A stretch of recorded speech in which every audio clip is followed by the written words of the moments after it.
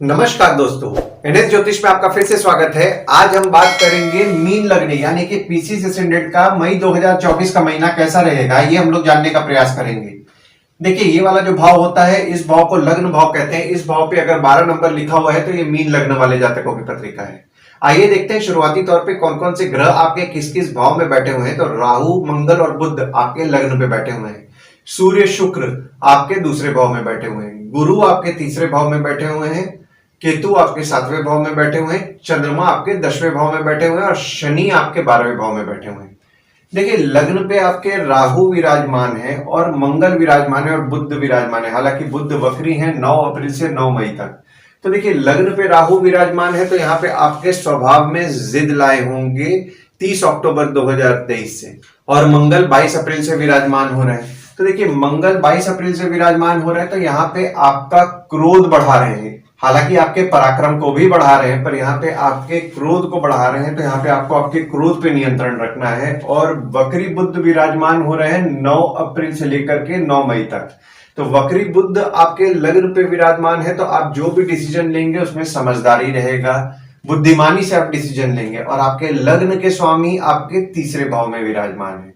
देखिए, लग्न के स्वामी तीसरे भाव में विराजमान है तो देखिए, एक तो राहु आपके लग्न पे बैठे हुए हैं तो आप में जिद लाए हुए हैं। मंगल आपके पराक्रम को बढ़ा रहे हैं और गुरु भी आपके पराक्रम को 1 मई से बढ़ाने वाले हैं। ये जो समय है ना, आप अपने धैर्य से स्वयं की प्रगति करेंगे और अगर आप मेहनत करेंगे तो आपका भाग्य भी आपका अच्छा साथ देने वाला है। आप पराक्रमी रहेंगे और आपके छोटे भाई बहन हो गए, पड़ोसी हो गए, उन पर आपका फोकस रहेगा। दूसरे भाव में आपके सूर्य विराजमान हो रहे हैं, शुक्र विराजमान हो रहे हैं और बुध 10 मई से 30 मई तक विराजमान हो रहे हैं। और आपके दूसरे भाव के स्वामी आपके लग्न पे विराजमान है। देखिए, दूसरा भाव जो होता है वो होता है आपके वाणी, कुटुंब, कोष का होता है। और ऊपर से शनि की नीच की दृष्टि पड़ रही है तो देखिए, यहाँ पे आपके परिवार में मन मुटाव होने की संभावनाएं 17 जनवरी 2023 से बनी हुई है। और सूर्य भी देखिए आपके दूसरे भाव में जो विराजमान हो रहे हैं, जैसा कि मैंने आपको बताया, आपके 6वें भाव के स्वामी हैं जो कि दूसरे भाव में विराजमान हो रहे हैं। देखिए, यहाँ पे आपका धन के लिए घर में विवाद हो सकता है तो विवाद से बचें। और जो झगड़े होंगे उसके कारण आप अपने परिवार वालों को शत्रु समझ सकते हैं। शुक्र जो विराजमान हो रहे हैं, देखिए यहाँ पे आपके तीसरे भाव के स्वामी हैं और आपके 8वें भाव के स्वामी हैं जो कि दूसरे भाव में विराजमान हो रहे हैं। तो धन हानि के योग बन रहे हैं और अचानक धन लाभ के भी योग बन रहे हैं। तो देखिए, यहाँ पे आपके धन हानि होने की संभावनाएं बन रही हैं। तो जो आपका सेविंग्स है उसको आप सोच समझ करके खर्च करें। ऐसे भी देखिए, शनि की दृष्टि पड़ रही है आपके 17 जनवरी 2023 से। यहाँ पे आपको सेविंग्स करने में मुश्किलों का सामना करना पड़ रहा होगा। सेविंग्स आपका खर्च हो जा रहा होगा और सेविंग्स कर नहीं पा रहे होंगे आप। और 23 अप्रैल से यहाँ पे जब शुक्र विराजमान होंगे तो यहाँ पे आपको सेविंग्स करने में थोड़ी बहुत दिक्कतों का सामना और बढ़ जाएगा। तो सेविंग्स खर्च सोच समझ करके करें। और जो बुध विराजमान हो रहे हैं, बुध आपके 4थे भाव के स्वामी हैं और आपके 7वें भाव के स्वामी दूसरे भाव में विराजमान हो रहे हैं। तो देखिए, यहाँ पे अगर आप सेविंग्स करने का प्रयास करेंगे ना तो खुद से मत कीजिए, अपनी स्पाउस द्वारा अगर आप सेविंग्स करेंगे ना तो आपको ज्यादा फायदा होगा। और आपके दूसरे भाव के स्वामी लग्न पे विराजमान है तो आप मेहनती तो रहेंगे, पर यहाँ पे देखिए, आप पैसे को लेकर के थोड़े कंजूस भी होने वाले हैं। तीसरे भाव में आपके गुरु विराजमान हो रहे हैं 1 मई से, सूर्य 14 मई से, शुक्र 19 मई से और बुध 31 मई से विराजमान हो रहे हैं। और आपके तीसरे भाव के जो स्वामी हैं आपके दूसरे भाव में विराजमान हो रहे हैं। हालांकि देखिए, यहाँ पे जो शुक्र विराजमान हो रहे हैं अपने राशि में ही विराजमान हो रहे हैं 19 मई से।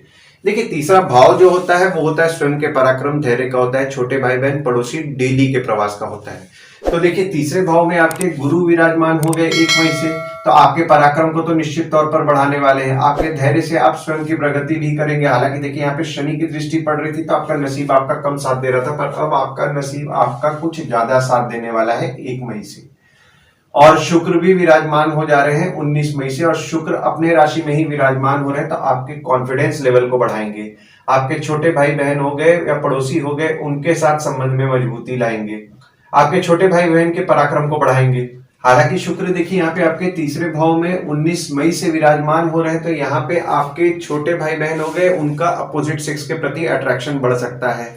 और सूर्य जो विराजमान हो रहे हैं 14 मई से, तो यहाँ पे जो भी आपके छोटे भाई बहन अगर हैं और वे गवर्नमेंट जॉब से रिलेटेड अगर वे प्रयास कर रहे हैं तो उनके लिए 14 मई से अच्छा समय है। और यहाँ पे आपके छोटे भाई बहन बुद्धिमानी से डिसीजन लेने वाले हैं 31 मई से, मतलब कि समझदारी रहेगा उनके डिसीजन में, जो भी डिसीजन लेंगे बहुत सोच समझ करके समझदारी से लेंगे। हालांकि देखिए यहाँ पे जो बुध विराजमान हो जा रहे हैं वो आपके चौथे भाव के स्वामी हैं और आपके सातवें भाव के स्वामी हैं, जो कि तीसरे भाव में विराजमान हो रहे हैं। तो यहाँ पे आपकी स्पाउस से आपको हिम्मत मिलेगा, आपके भागीदार से आपको हिम्मत मिलेगा, आपकी माता द्वारा भी आपको धैर्य की प्राप्ति होगी। चौथे भाव में आपके कोई ग्रह नहीं है, पर यहाँ पे देखिए चौथे भाव में आपके पड़ रही है मंगल की दृष्टि। आपके चौथे भाव के स्वामी आपके लग्न पे विराजमान हो रहे हैं वक्री होके 9 अप्रैल से 9 मई तक। देखिए चौथा भाव जो होता है वो होता है आपके सुख, माता, घर, वाहन का होता है। तो यहाँ पे देखिए मंगल की दृष्टि आपके चौथे भाव में 22 अप्रैल से पड़ रही है और पूरे मई के महीना में पड़ने वाली है। तो यहाँ पे माता से विवाद होने के योग बन रहे हैं, तो माता से विवाद से बचें।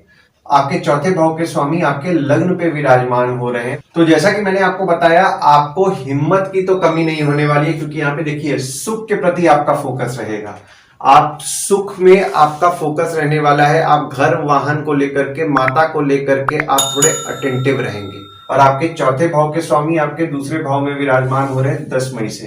तो देखिए यहाँ पे जो भी लोग घर वाहन से संबंधित काम करते हैं, जैसे कि ट्रांसपोर्ट, रियल एस्टेट, नई पुरानी गाड़ी खरीदना बेचना, कार डिटेलिंग, कार एसेसरीज, या फिर आपका प्रॉपर्टी डीलिंग, प्रॉपर्टी को किराए पे लगाना, खरीदवाना बेचवाने का काम कर रहे हैं, उनके काम अच्छे चलने वाले हैं और उनके काम में लाभ के योग 10 मई से 30 मई के बीच में बन रहे हैं।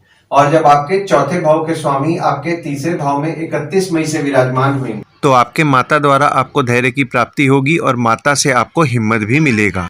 चौथे भाव में आपके कोई ग्रह नहीं है, ना ही किसी ग्रह की दृष्टि पड़ रही है। और आपके चौथे भाव के जो स्वामी हैं आपके दशम भाव में विराजमान है 1, 2, 28 और 29 तारीख को। देखिए चौथा भाव जो होता है वो होता है आपकी संतति, प्रेम, पढ़ाई, साधना का होता है। तो यहाँ पे चौथे भाव के स्वामी आपके दशम भाव में 1, 2, 28, 29 तारीख को विराजमान है। तो जो भी स्टूडेंट्स पढ़ते पढ़ते नौकरी खोज रहे हैं और नौकरी करने का प्रयास कर रहे हैं, उनके लिए 1, 2, 28 और 29 तारीख फेवरेबल डेट्स है। इस दिन वे अपना प्रयास बढ़ाएंगे तो उनको रिजल्ट मिलने की संभावनाएं बढ़ जा रही हैं।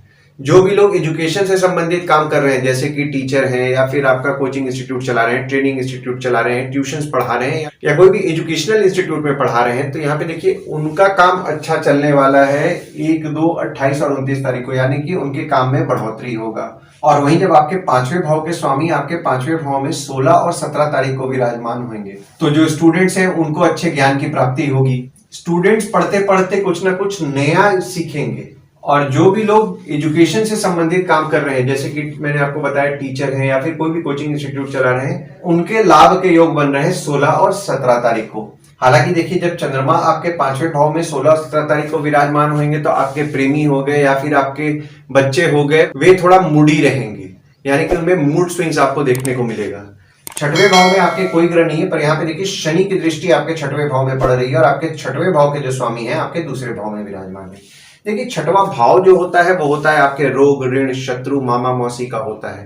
तो देखिए शनि की दृष्टि आपके छठवें भाव में 17 जनवरी 2023 से पड़ रही है और 29 मार्च 2025 तक आपके छठवें भाव में पड़ेगी। तो यहाँ पे आपके शत्रु या कॉम्पिटिटर को तो वे कम कर रहे हैं, पर यहाँ पे आपके मामा मौसी से मन मुटाव होने की संभावनाएं भी बना रहे हैं 17 जनवरी 2023 से 29 मार्च 2025 तक। तो मन मुटाव से आप बचें। और आपके छठवें भाव के स्वामी आपके दूसरे भाव में विराजमान हो रहे हैं 12 अप्रैल से लेकर के 13 मई तक। तो 12 अप्रैल से 13 मई तक आपके घर में धन को लेकर के कलेश हो सकता है, और हो सकता है जो कलेश हो उसके कारण आप अपने परिवार वालों को शत्रु भी समझें। और वहीं जब आपके छठवें भाव के स्वामी आपके तीसरे भाव में विराजमान होंगे 14 मई से, तो आपके छोटे भाई बहन से थोड़ा विवाद होने की संभावनाएं बना रहे हैं। मतलब कि आपके छोटे भाई बहन के साथ कोई बात विवाद अगर हो रहा है तो बात विवाद से आप बचें। पड़ोसी से आपके शत्रुता हो सकती है, तो पड़ोसी से भी विवाद से आपको बचना है।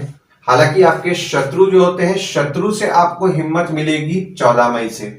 सातवें भाव में आपके केतु विराजमान है और मंगल की दृष्टि पड़ रही है और गुरु की दृष्टि पड़ रही है। देखिए सातवां भाव जो होता है वो होता है आपके स्पाउस, भागीदार का होता है। तो सातवें भाव में आपके केतु विराजमान हो गए, तो यहाँ पे देखिए आपके स्पाउस या भागीदार को आपको समझने में मुश्किल जा रहा होगा 30 अक्टूबर से। वे थोड़े अनप्रिडिक्टेबल बिहेव कर रहे होंगे और मंगल की दृष्टि भी पड़ने लगी 22 अप्रैल से। तो 22 अप्रैल से आपके स्पाउस को क्रोध ज्यादा आएगा, आपको क्रोध ज्यादा आएगा। यहाँ पे आपकी माता के साथ भी विवाद के योग बन रहे हैं। तो देखिए, माता से विवाद से बचना है और आपको आपके गुस्से पे नियंत्रण रखना है। और यहाँ पे आपके स्पाउस या भागीदार से भी आपके विवाद होने के योग बन रहे हैं, तो विवाद से बचना है। हालांकि देखिए, यहाँ पे गुरु की दृष्टि पड़ रही है, तो यहाँ पे आपके स्पाउस या फिर आपके भागीदार होते हैं, उनसे आपके संबंध में मजबूती लाएंगे गुरुदेव। पर यहाँ पे विवाद होने के योग भी बन रहे हैं। और आपके 7वें भाव के स्वामी आपके लग्न पे विराजमान हो रहे हैं 9 अप्रैल से 9 मई तक। तो 9 अप्रैल से 9 मई तक आपकी स्पाउस का सुख आपको अच्छा मिलने वाला है, भागीदार का सुख अच्छा मिलने वाला है। और आप आपके भागीदार या स्पाउस के साथ कोऑर्डिनेट करके भी चलेंगे और आपकी स्पाउस आपकी कमियों को पूर्ण भी करेगी। और वहीं जब आपके 7वें भाव के स्वामी आपके दूसरे भाव में 10 मई से 30 मई तक विराजमान हो रहे, तो आपकी स्पाउस आपका सेविंग्स करने में मदद करेंगी। देखिए, आप खुद से सेविंग करने का प्रयास ना करें। जो भी अगर आपको पैसा कुछ मिलता भी है, तो स्पाउस के द्वारा अगर आप सेविंग कराएंगे तो आपको ज्यादा फायदा होगा। और अगर आपका भागीदारी में काम हो रहा है, तो भागीदार से भी आपके सेविंग्स होने की संभावनाएं बन रही। हो सकता है कि भागीदार द्वारा आपका कुछ लाभ हो जाए, जिसके कारण आप सेविंग्स कर पाए। और ये भी आप अपने स्पाउस के द्वारा अगर आप कराएंगे तो आपको ज्यादा फायदा होगा।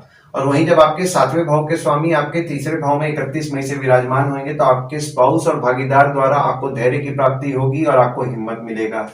8वें भाव में आपके देखिए मंगल की दृष्टि पड़ रही है और आपके 8वें भाव के जो स्वामी हैं वे आपके दूसरे भाव में विराजमान है। देखिए, 8वां भाव जो होता है ना, वो होता है आपके आयु, जीवन, मृत्यु, अचानक धन लाभ, ससुराल का होता है। तो 8वें भाव में देखिए मंगल की दृष्टि पड़ रही है, तो यहाँ पे आपके ससुराल वालों से आपके विवाद के योग बन रहे हैं। तो ससुराल वालों को क्रोध ज्यादा आएगा, तो यहाँ पे विवाद से बचें। और यहाँ पे आपको चोट पाट भी लग सकता है, तो थोड़ा संभल के रहें, चोट पाट से बचें।